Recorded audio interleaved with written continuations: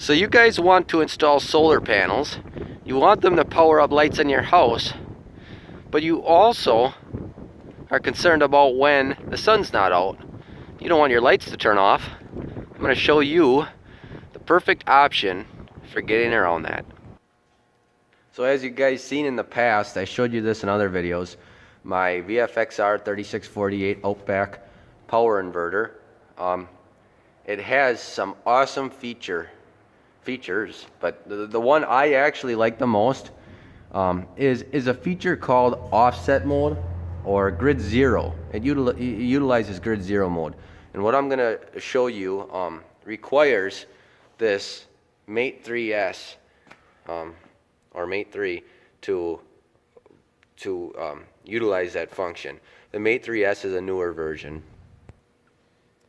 So when I bought this unit, I was on the phone constantly with Outback. Their tech support is excellent, by the way, if you guys ever need to call them.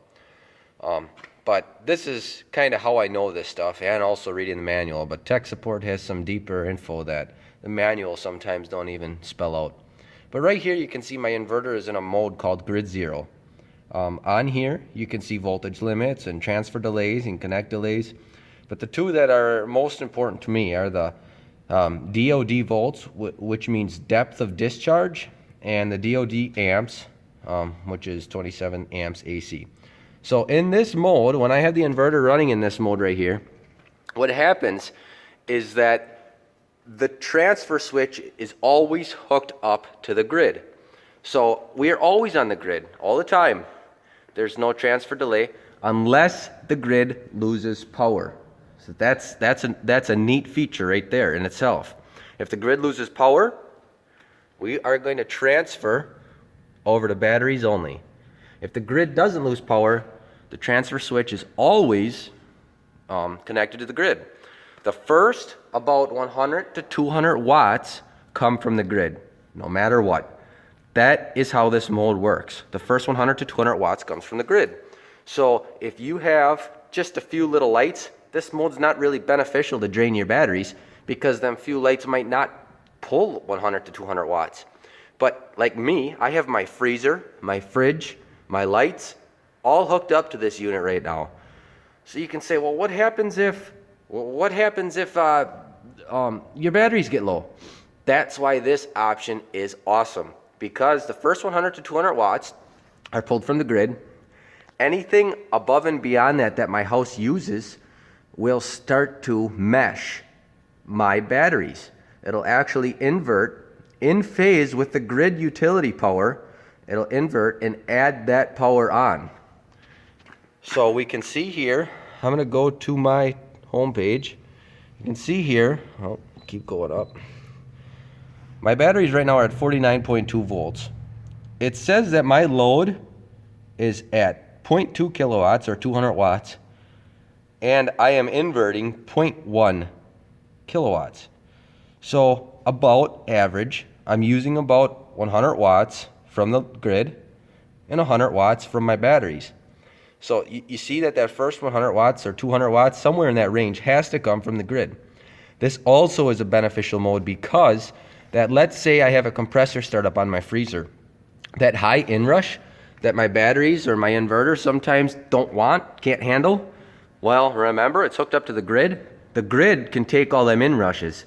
If I had a compressor kick on in my fridge or my freezer right now, you would see my load jump up quickly, but my inverting won't jump up so quick. It would take a few seconds, and all of a sudden, if my batteries had the power in them, you would see this number right here start to rise. So let's say I did this before. Let's say I had a coffee maker running on here. You would see my load would total, let's say, 1,000 watts or 1 kilowatt, and I'd be inverting 0.9 of it. So still 100 watts would be coming from the grid because it needs that power for the inrush currents, and also so it has something to sync with, and so it can phase match. But at the same time, it's inverting. Then something else you also have to remember is that if the grid shuts off, it will transfer off the grid, and you can still use your batteries. Really nice option. one thing I wanted to make sure I explained was this depth of discharge volts. So if my batteries are at 52, 53, 54 volts and good, we're going to have, the inverter is going to know, hey, we can pull from these batteries, they're full. We are going to give as much as we can, besides that 100 watts, to the loads. If we start to get closer to 47, 46, 45.6, this inverter is going to know, hey, our batteries are low right now. We're going to make the grid pretty much work on this load. And the batteries, we're going to slowly taper them off, and there's going to be no more load, or no more load's going to be powered from the batteries. So it kind of does like this linear fall off effect, which is awesome. Our batteries are getting to that depth of discharge voltage, and we don't want to use them anymore. Lights in the house, freezer in the house, fridge in the house, all stay running. And this thing is automatically kind of giving more of the power from the grid. Depth of discharge amps. That's the maximum amps you want this GridZero mode inverter to pump out. So I have it set at that because this is about a 30 amp inverter, and I don't like pushing my limits, so I set it at 27 amps. That means the most this inverter is going to push out is 27, period. The remaining, it's going to pull from the grid. Last thing I wanted to add that I found out about this mode is that it does not charge the batteries whatsoever. You need some other mechanism to charge your batteries, like a charge controller or of the sort, anything else. But this will not let the grid charge your batteries. In my case, that is absolutely what I want. I'm trying to have utilizable power from solar. I don't want anything coming from the grid to charge my batteries. That kind of brings inefficiencies into the mix, and that's not really what I'm looking for. But in this case, it will mesh grid power and your battery power to your loads. I had this thing running for the last 2.5 months, and my lights never once turned off yet. Awesome, awesome thing. The only possible slight downfall is if it's cloudy out, or if you live in the Northwest like I do and the snow cover up your panels for a week at a time. Your batteries may sit at that depth of discharge voltage level, and there's nothing to charge them because my charge controller is obviously not charging them from the solar panels, and my grid's not going to charge my batteries, so my batteries sit at that low level, which ain't the best for batteries sometimes. That's when you might want to come out and actually run your Outback inverter. This particular one with my Mate 3S has the option to charge your batteries. I only did that once because they sat low for so long.